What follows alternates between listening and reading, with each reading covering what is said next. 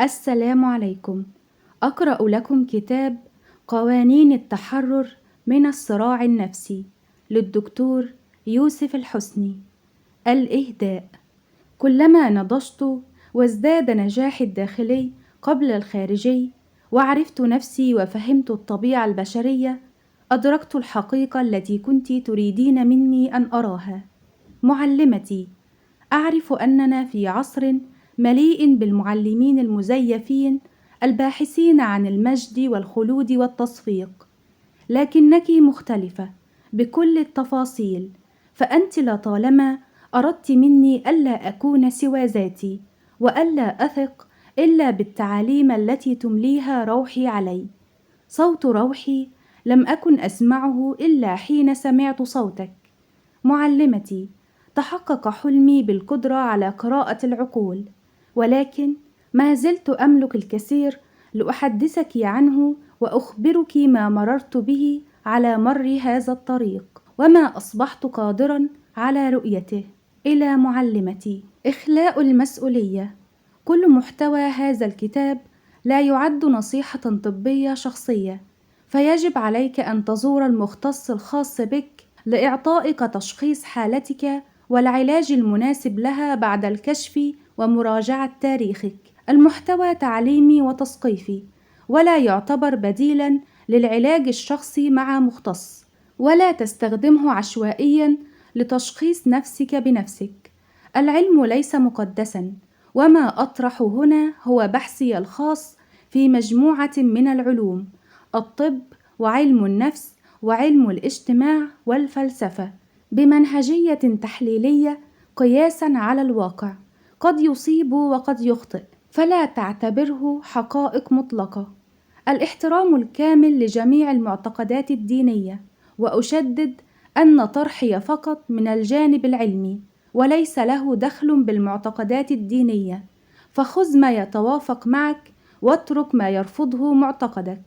واعلم يقينا أن هدفي هو نقل الصورة التحليلية العلمية، وليس المساس بأي معتقد ديني مقدس. وهذا الكتاب موجه للإنسان العربي مهما كان اعتقاده الديني. للمصداقية العلمية، استخدم كلمة علاقة، خذها حسب معتقدك. إذا أردت اعتبارها علاقة عاطفية أو زوجية أو خطبة أو عقد قران، فما يهمني علميا أنها علاقة. حديثي عن الجنس علميا كجزء من العلاقات، وليس هدفي في الكتاب سوى نقل الملاحظات كما هي، فأنا لا أبيح ولا أحرض على سلوك معين لا يتوافق مع ما تؤمن به شخصيا.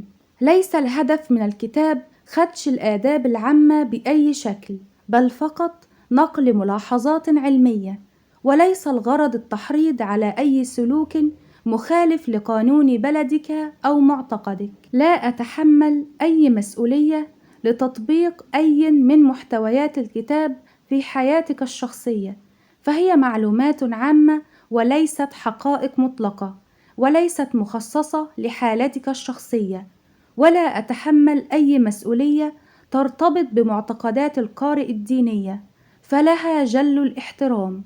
والهدف هنا نقل صورة من بحثي العلمي فقط. لا أنتقد دولة معينة ولا مجتمعا محددا، وكل ما أكتب لا يعبر عن المجتمع العربي بمجمله، بل عن بعض الشرائح الموجودة من خلال الملاحظة الواقعية. المحتوى لا يهدف للتشجيع على أي سلوك لا يبيحه معتقدك، ولا يهدف لأن تطبق أيا مما أكتب، بل توجهي للتوعية وحماية نفسك مما قد يضر. تركيزي في الكتاب على الجانب السلبي من المجتمع للعمل على إصلاحه، وليس للتقليل من شأن مجتمعاتنا أو الحط من قدره بأي شكل كان. أحترم المجتمع، ولكن يؤلمني انخفاض الوعي الجمعي، وأتمنى أن يؤخذ ما أكتب هنا كمحاولة إصلاحية من طبيب هو ابن البيئة، ويتمنى نقل هذه الرسالة الإصلاحية للجميع. الكتاب ليس موجها للمختصين، لكن لا أبالغ إن قلت إنه قد يفيدك أكثر من أغلبهم. ما قبل المقدمة: لن أقرأ لأي كاتب لأنه أراد تأليف كتاب، ولكن سأقرأ فقط لأولئك الذين تجلت صراعاتهم فجأة على هيئة كتاب. فحين أستعرض جميع ما كتب لا تميل نفسي إلا إلى ما كتبه الإنسان بقطرات دمه. أما حين أكتب فطموحي أن أقول في بضع جمل ما يحاول صياغته الآخرون في كتاب كامل. نيتشه. إلى أين تمضي الحياة بي؟ ما الذي يصنعه العقل بنا؟ إنه يفقد الأشياء بهجتها ويقودنا نحو الكآبة. إنني أتعفن مللا لولا ريشتي وألواني هذه. أعيد بها خلق الأشياء من جديد. أريد أن أبتكر خطوطا وألوانا جديدة غير تلك التي يتعثر بصرنا بها كل يوم. أريد أن أسافر في النجوم، وهذا البائس جسدي يعوقني. متى سنمضي؟ نحن أبناء الأرض حاملين مناديلنا المدماة، ولكن إلى أين؟ إلى الحلم طبعا. فينسنت فان جوخ. هاتان المقولتان تختصران الكتاب الذي ستبدأ في قراءته، ففيه تجسيد لصراعات بشرية، وهو يريك الطريق باختصار بلا تجميل للصورة. هو حرب مع العقل البشري، وابتكار يحاول تحريرك من الأرض. المقدمة: تبدو القراءة في الصراع النفسي قراءة مستهلكة، والفكرة تعيد إنتاج نفسها مرة بعد مرة حتى لا نعرف أين نحن وماذا نريد. أليس هذان السؤالان هما الغاية في نهاية المطاف؟ ألا أن ما ينقصنا هو الأدوات والوسائل المناسبة للوصول إلى وجهتنا، وحتى لا تسرقنا الحياة، وقبل ذلك حتى لا ننشغل بأنفسنا واعتلالاتها التي تجذبنا للانغماس دون بصيص أمل أو طوق نجاة.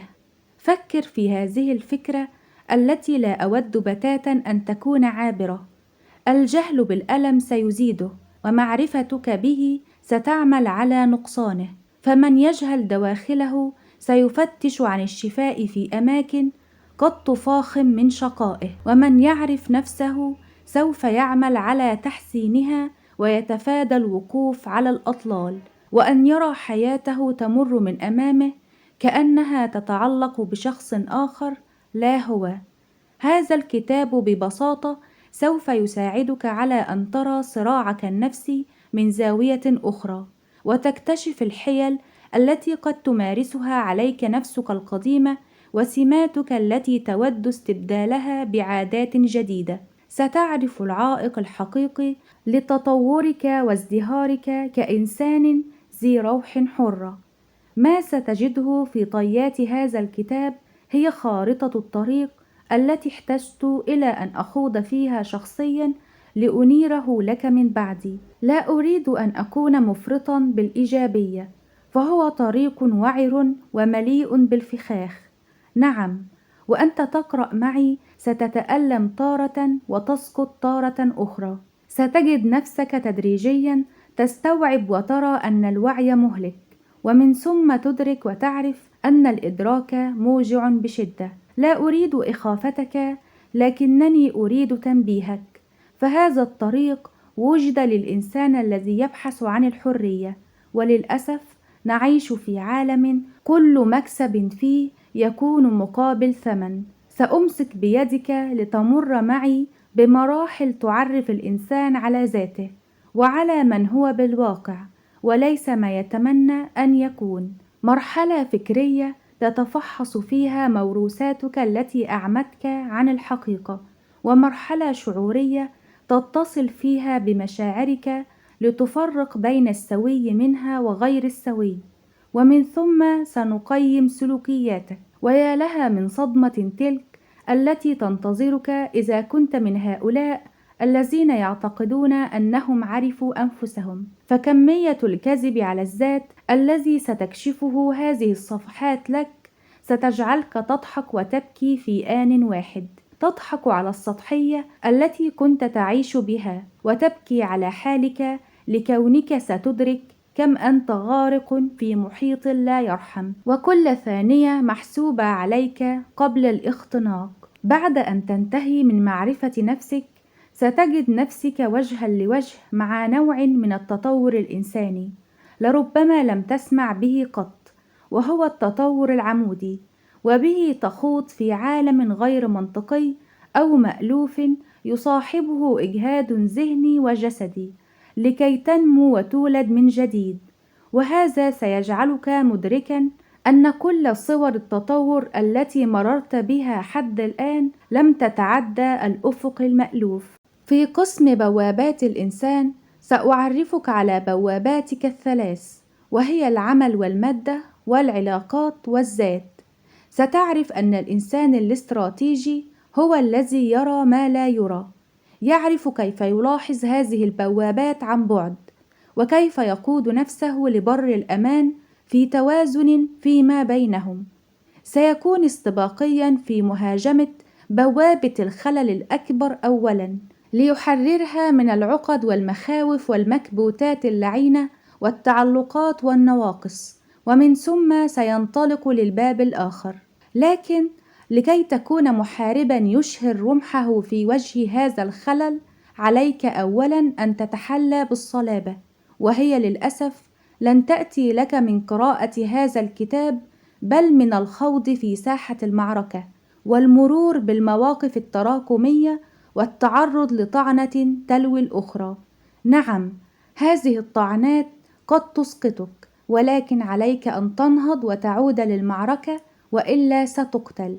وتأكد من أن الهش الذي يخاف من صناعة الصلابة سيكون من المختبئين خلف الحصن يرتدع من هجوم العدو الذي سيقضي عليه بضربة واحدة، فالهش سهل الانكسار. ستعرف هنا أيها المحارب أن العدو الحقيقي لك هو عقلك، فهو يريد الحفاظ عليك من خطر المعركة الجسدي، ويريدك أن تحافظ على هويتك الذاتية التي تبنيتها منذ أن كنت طفلا. الخطر النفسي على صورتك، ولهذا ستجده يستخدم أكثر سلاح فتاك عرفته البشرية، وهو الخوف، ولن تستطيع هزيمته حتى تدرك أن كل خوف هو وهم، وتسقط صورتك أمام الآخر، وتحافظ على صورة واحدة لنفسك، وهي كونك عظيما أمام ذاتك ذا قيمة مطلقة. لتهزم هذا العدو الشرس الذي لا يعرف سوى البطش بالجميع، فعليك أن تتقن انضباطك بعادات مثمرة ولا تتنازل في التعامل معه، فهو خصم يستغل أي خطأ بسيط ليمرر سيفه في أغوار نفسك. ستكتشف أن هذا العقل قادر على خلق أمراض جسدية أقنعوك سابقا الأطباء الذين تثق بهم بصدق نية أن مصدرها عضوي فقط. ستعرف دور الشغف أو الإتقان في خلق سعادة ذاتية تخدمك في حربك، وستفهم مغالطات كل ما يسمى تطويرا للذات التي ساهمت في كونك أسيرا لهذا العقل الخبيث بدل أن تحررك منه. لكون المواقف مع البشر هي التي تكشف عقدك، لا يمكن نسيان أهمية المرور ببعض المواقف العاطفية والاجتماعية التي ستكون مرآة ترى نفسك من خلالها. وقبل أن ننتهي لا يمكن أن نختم استعدادك بلا التعرف على مواقف وإسقاطات تصادفها بالعمل والمادة. وقبل أن تكون محاربا جاهزا للحرب بثقة تامة ستعرف التعريف الحقيقي للنضج، وستكون مستعدا بعد تكوينه لكل المعارك اليومية مع جنود العقل العقد النفسية، ويوما ما ستكون قادرا على الانتصار في حربك مع الوحش الكاسر الذي أهلك الكثير وهو العقل. القوانين التي سنخوض بها معا في هذه الرحلة الشاقة ستجد بها مفاتيح سرية توصلك إلى بوابة الحرية. هي ليست قوانين منسوخة من الكتب الأكاديمية، بل وليدة واقع صراع الآلاف من المرضى والمراجعين من خلف أبواب العيادة. كل ما أطرحه يتصل بالواقع بشكل مباشر، وسيكون عمليا جدا لتطبق فور إنهائك القراءة. ملاحظات قبل القراءة: الكتاب سيكون على شكل قوانين للخلاص من الصراع النفسي، ليس على شكل مفاهيم عامة مجردة، بل من خلال الحالات الواقعية لتقيس المفهوم على واقعك وتعرف كيف تطبقه.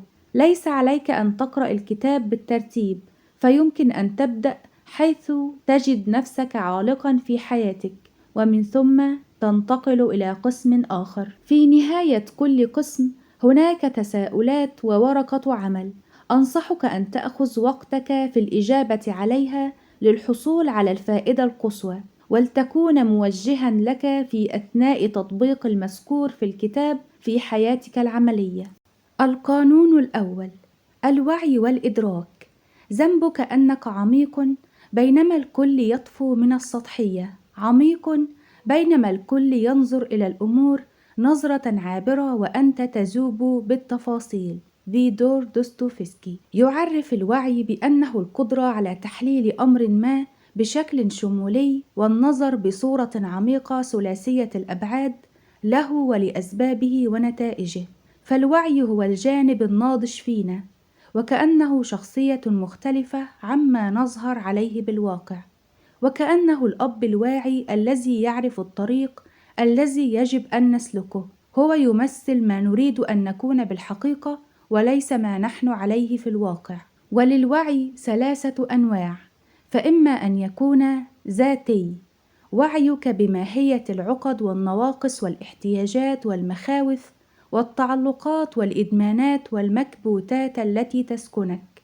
على سبيل المثال، أنا واع بكوني أعاني عقدة الاستحقاق، وفي حاجة مفرطة إلى الحب، وخائفا من التعلق، وأحمل تعلقا بشخص متماد، كما أني مدمن للفت الانتباه، وأملك كبتا اتجاه أبي لأنه لم يعاملني بحب. وجودي، وعيك بطبيعة معتقداتك وتصوراتك عن الحياة والوجود، اجتماعية وعقائدية وعلمية، ومراجعتها وتفحصها والبحث فيها. علاقات، وعيك بمدى عمق علاقاتك وحقيقتها كما هي وليس كما تتمنى. ميزة الوعي أنه يمكن تكوينه بسهولة، فهو كالماء يمكن تشكيله بسرعة حسب الإناء الذي يوضع فيه، من خلال الحوار مع الموجه أو الخبير في مجال ما، وهو أسرع طريق. قد تغنيك ساعة واحدة مع معلم حقيقي عن مئات الساعات من البحث والدراسة والقراءة والتفكر، حيث إنه يملك وعيا يفوقك في هذا الشيء بمراحل ويعرف الطريق. إعادة تقييم سلوكياتك في نهاية اليوم في شتى المجالات، ودراسة التجارب التي مررت بها وتحليلها بشكل شمولي وتفصيلي. إعادة السؤال في كل فكرة وشعور وسلوك، وضع حياتك تحت مجهر التحليل بشكل مستمر. القراءة التأملية في نقاط ضعفك. في المقابل، يعرف الإدراك على أنه القدرة على القياس المباشر على الواقع عند حدوث هذا الأمر، والتصرف باللحظة بسرعة بديهية له، هو سلوكك المباشر باللحظة. أنواع الإدراك هي ذاتها تتشابه مع أنواع الوعي: ذاتي، وجودي، علاقات، لكن ترتبط بالتطبيق وليس بالفهم فقط. فالإدراك يتشكل من خلال تراكمية المواقف، أي أن تزج بنفسك في تجارب ومواقف كثيرة ترتبط بما تريد أن يرتفع الإدراك به. ما نحن عليه على أرض الواقع هو البرامج العقلية التي يحملها دماغنا، والتي كونت طرقا عصبية نتجت من تراكمية في المواقف في حياتنا، أصبحت أغلبها أمورا تلقائية نقوم بها من دون تفكير. يجب معاملة الجانب الذي تعرض للتشوه فينا كالطفل الذي يحمل يدا مكسورة ورجلا لا تقوى على السير بسبب الندب والجروح التي تحملها، وقلبا مجوفا لا تصل إليه دماء كافية نتيجة الذبحات الصدرية من صدمات الطفولة والمجتمع والحياة. والمقصود هنا التعاطف مع هذا الجانب وترميمه تدريجيا ليصبح أقوى بلا قسوة عليه. ملاحظة طبية: الوعي ظاهرة لا تزال بحوث طب الأعصاب حائرة فيما إذا كان مصدرها الدماغ ذاته أو هي خارج الدماغ، والاختلاف على الأمر ما زال قائما إلى اليوم. أما الإدراك فهو الآليات الدماغية وهو العقل ذاته. هناك مسميات ورموز أخرى للوعي: الذات الحقيقية، الروح، علم النفس الروحاني. كما هناك مسميات أخرى للإدراك: الذات والعقل. مخطط الوعي والإدراك: الوعي ذاتي ووجودي وعلاقات، بين قوسين التحليل الشمولي، أحجية بسيطة سهلة التشكل، حوار مع الموجه، تقييم السلوكيات يوميا، التساؤل، أفكار وشعور وسلوك، القراءة التأملية.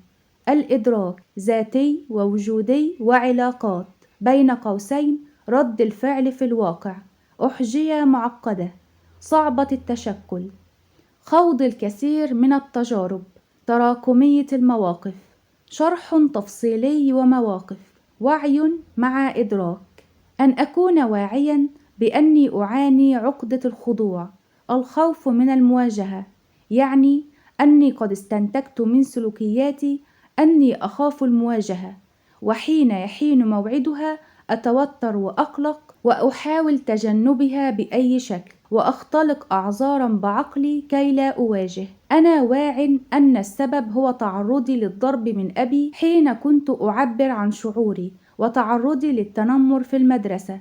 أنا واع أن النتيجة هي شعوري الدائم بالاحتجاز، وكأني سجين داخل عقلي، وكراهيتي لذاتي والجلد المستمر للذات لكوني لا أواجه.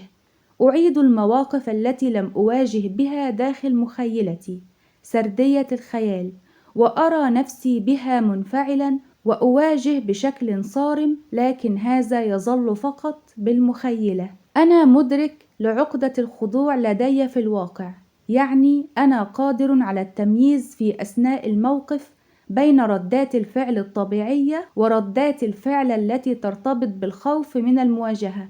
وعند شعوري بعدم الإريحية عند حاجتي للمواجهة، أدرك هذا الشيء بسرعة وأحاول معاكسته بكل الطرق، ولو كانت مواجهتي لطيفة أو ضعيفة، لكنني أعرف ضرورة المواجهة بقدراتي الحالية لتحطيم العقدة تدريجيا.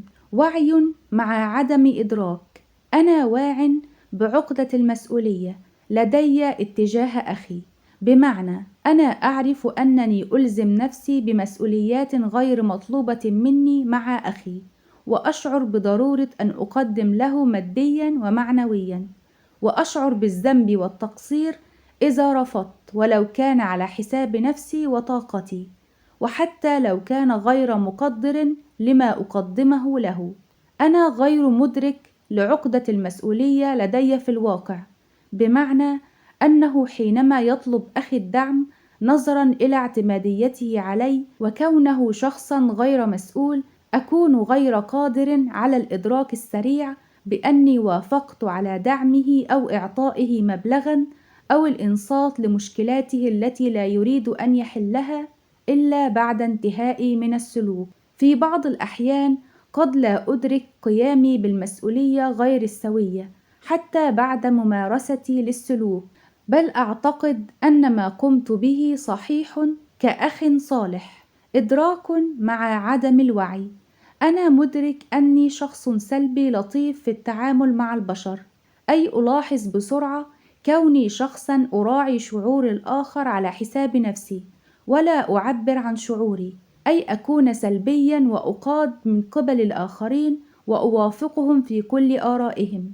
أنا غير واع بالضرر الناجم عن كوني سلبيا لطيفا، بمعنى أني لا أرى المشكلة في كوني لطيفا وأوافق البشر وأرضيهم بشكل مستمر، بل أعتقد أن هذا ما سيجعلهم يتقبلونني، ولا أملك نظرة ثلاثية الأبعاد للتأثير السلبي لهذه الظاهرة على حياتي. ملاحظة اجتماعية: إن كنت تملك فجوة في الوعي أو الإدراك مع شخص آخر، بمعنى أن وعيك وإدراكك يفوقه، لن تستطيع الحوار معه، لأن كلامك سيبدو له وكأنك من فصيلة مختلفة.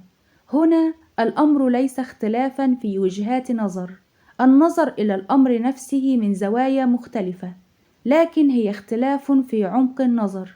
أنت ترى من أعلى بوضوح وهو لا يرى، وهذا يجعل الحوار معدومًا. منطق الإنسان يبنى من تجاربه وتقييمها وموروثات بيئته الفكرية وأفكار الوسط المحيط. لهذا كلما ارتفع وعي الإنسان وإدراكه، ارتفع المنطق المصاحب له، وستبدو له بعض الأمور منطقية رغم أنها كانت سابقا غير منطقية. معادلة تحليلية: أحجية الوعي البسيطة وأحجية الإدراك المعقدة. أحجية الوعي البسيطة: لو افترضنا أنك تملك أحجية تحتاج إلى تركيبها، فستكون أحجية الوعي بسيطة سهلة التركيب من خلال طرق رفع مستوى الوعي المشروحة بالأعلى: الحوار وتقييم السلوك والقراءة والتساؤل.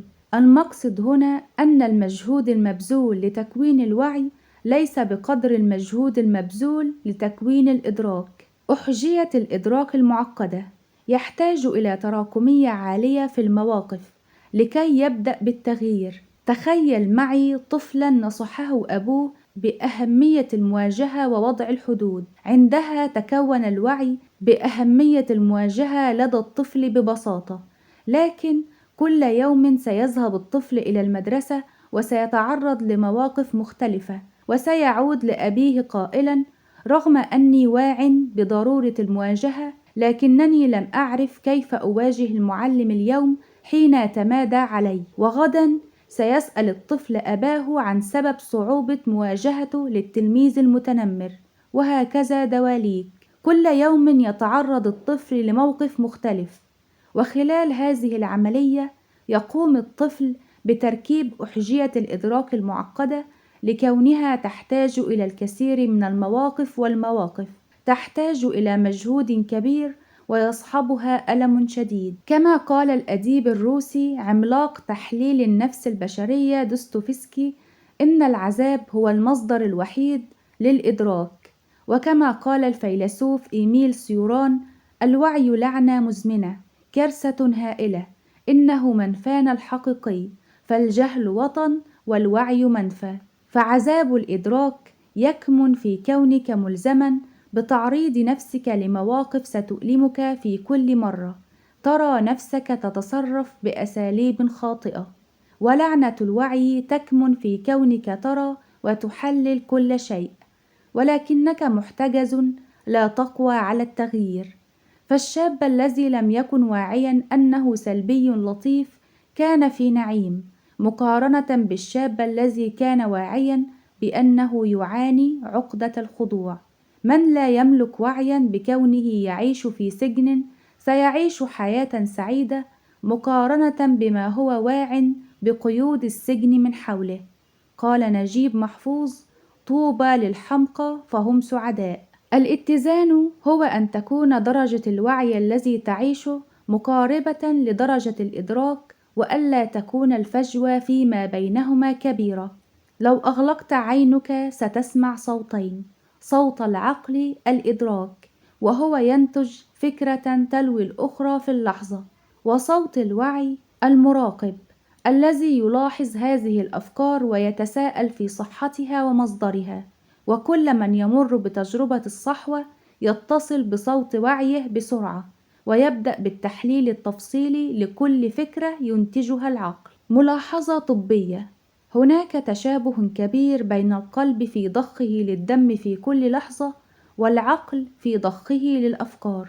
لن تستطيع إيقاف العقل عن إنتاج الأفكار، لكن تستطيع التساؤل في المحتوى. وكذلك كلما ازدادت تجاربك ووعيك وإدراكك صرت قادرا على التحكم في سرعة أفكارك. تجربة شخصية: عشت حياتي كلها في تساؤل عميق عن من أنا، ماذا أريد، ولماذا أنا هنا.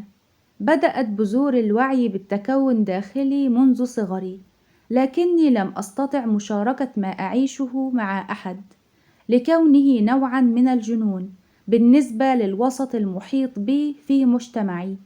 كنت أستنكر كونهم لا يفكرون ويحملون صناديق فكرية مملوءة بما تم تلقينهم إياه من قبل أسرهم والمجتمع والمعتقدات المتوارثة، لكنني للأسف لم أكن مدركًا ولم أستطع الإيمان بنفسي لكي أتحدث بوعي، فاضطررت أن أعيش نسخة خاضعة لما يريدون متشكلًا على ما يعجبهم، إلى أن خسرت نفسي.